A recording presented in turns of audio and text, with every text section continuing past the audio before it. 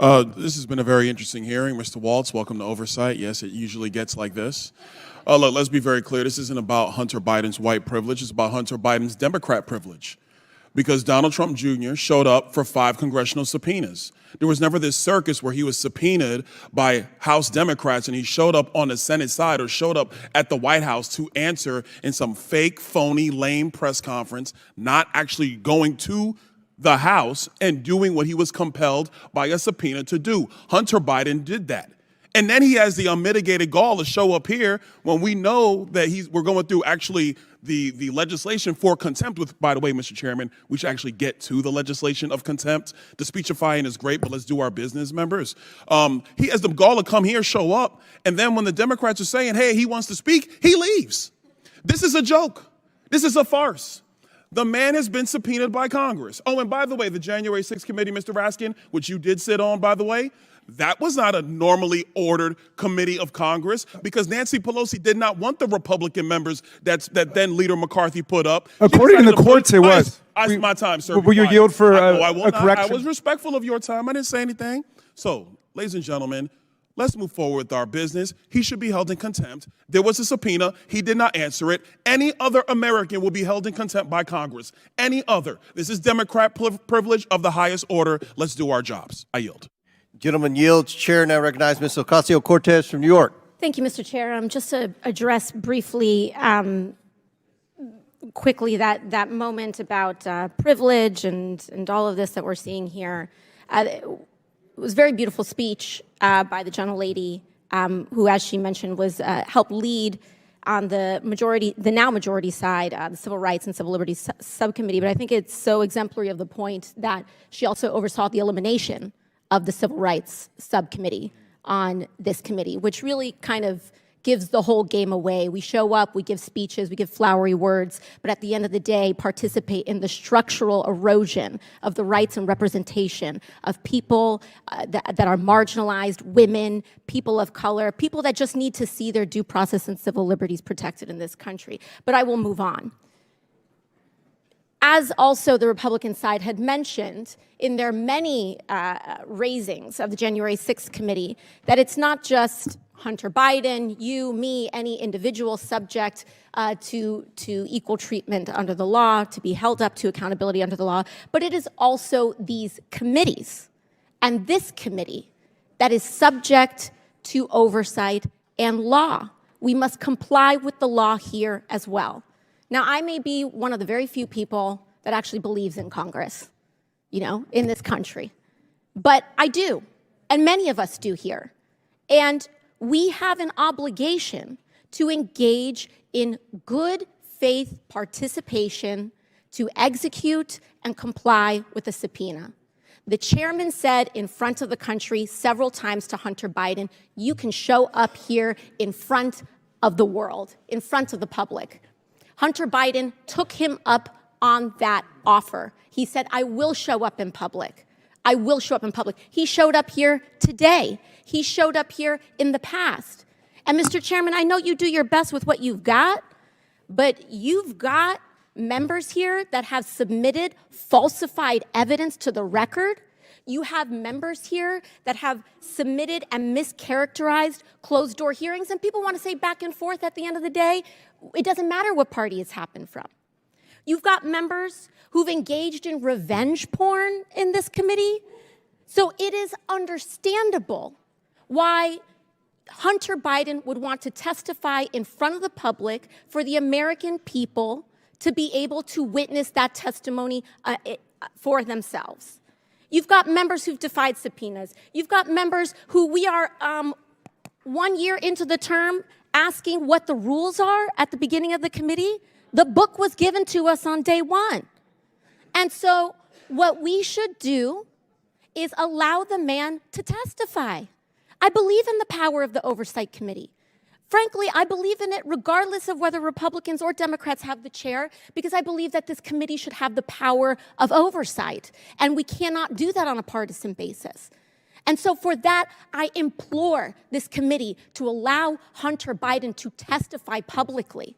I implore and I ask for that to happen. And we cannot do that by getting engaged in this back and forth on a defiance of the subpoena. Let him comply. Let him do it today. Let him do it tomorrow. But let the man do it. And with that, I yield back to the ranking member. Thank you, Ms. Ocasio. Thank you, Mr. Chairman. A couple of things. First, it was said in this hearing, Mr. Chairman, about you specifically, that you repeatedly said you would give Mr. Biden any opportunity. He could choose which one to come and speak in front of this committee. He could do it by deposition. He could do it by open hearing. It was up to him. The truth of the matter, though, is that the chairman's words are not binding. Like, no other member's words of Congress are really not binding. The binding article. Point of order. Does the chairman agree with that? Point of order. Does the chairman agree? Are you going to restore my time? Point of order. Just point of order. Okay. Does the chairman agree that the chairman's words are not binding on the committee? That's not a point of order.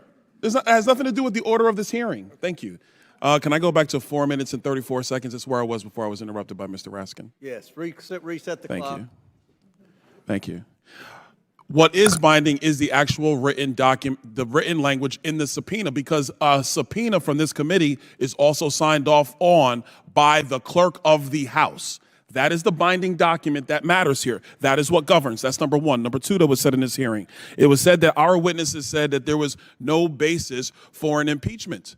But remember, members on the Democrat side of the aisle, what was said by Mr. Turley at the time was that there was plenty of evidence for the continuation of an impeachment inquiry. And the purpose of that hearing was the relevance basis for an impeachment inquiry. The House has now voted for an impeachment inquiry. And one of the first things that the House did after the vote of an impeachment inquiry was to subpoena Hunter Biden to appear. Hunter Biden has evaded that subpoena. So flagrantly did he evade it that he decided to show up at the Senate side to give a press conference, and Eric Swalwell, a member of the House, helped him get that time on the Senate side to give a press conference. That's a flagrant violation of a congressional subpoena. Secondarily, he has the gall to show up here when we're actually discussing contempt.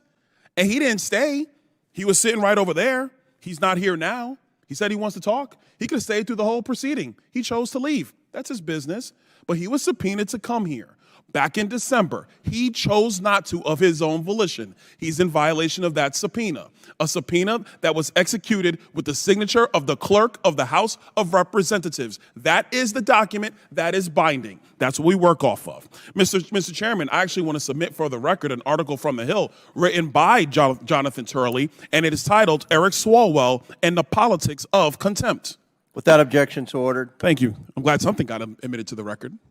A couple other points. One quick point I want to make, and this is in reference to the minority's report about this $7.8 million. I want the minority to understand one very important distinction between President Biden and President Trump. President Trump has an international real estate portfolio that he has amassed over decades. I'm quite sure if you go back through all of the hotel receipts before he was president of the United States, that you had foreign dignitaries staying at Trump hotels all across the world. Will the gentleman yield? I'm not going to yield, Mr. Raskin. I'm making a point because they're actually very nice hotels. They look good. People like staying there. President Trump was not running the Trump Organization when he was president of the United States. To my recollection, Eric Trump, the president's son, was actually running the Trump Organization when President Trump was president of the United States. So if he had a portfolio of hotels and people choose, through Expedia, through Kayak, through Hotels.com, if they choose to go and stay there, how is that the president being in violation of what the emoluments clause? That's what you're citing? Stop. Ladies and gentlemen, America, this is ridiculous. The Biden family has no business. They've never had a business except for politics. And the one thing that the Oversight Committee, in conjunction with the Ways and Means Committee and in conjunction with the Judiciary Committee, has always been able to demonstrate is that they shook down foreign nations for millions, 26 million at the latest count and growing, millions. And there was never any business entity involved except public corruption and a pay-for-play scheme. The House Oversight Committee would like to get to the bottom of this under the impeachment inquiry of the House. We have questions for Hunter Biden. We issued a subpoena for him to answer said questions. He ignored a congressional subpoena. as a private citizen. There are many attorneys on the other side of the aisle. If you had one of your clients in your private practice ignore a congressional subpoena as a private citizen, you would advise them not to, because they would be held in contempt and they would actually be punished by the Department of Justice.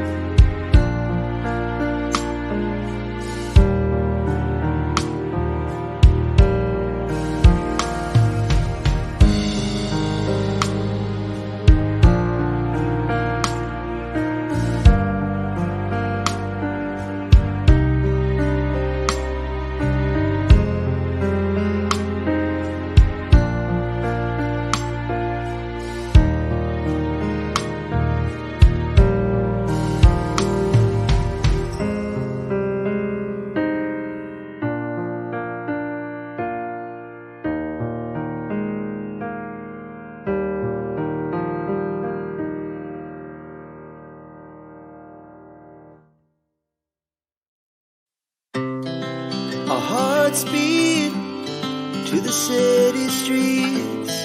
We began to feel the fire. We rise like tall buildings as the chemicals that take us higher. The night's young and it's just begun as she puts her hand in mine. We wanna chase the night, wanna dance to the light, pull the stars from the sky, just two hearts running wild. Never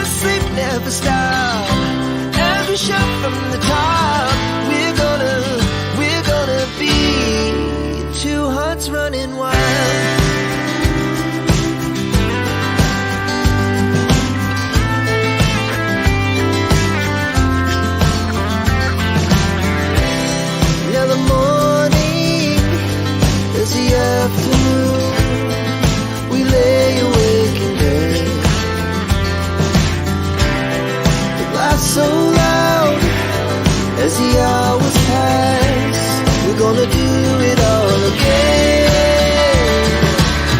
We wanna chase the night, wanna dance to the light, pull the stars from the sky, just two hearts running wild. Never sleep, never stop, as we shout from the top. We're gonna be. We're gonna be two hearts running wild.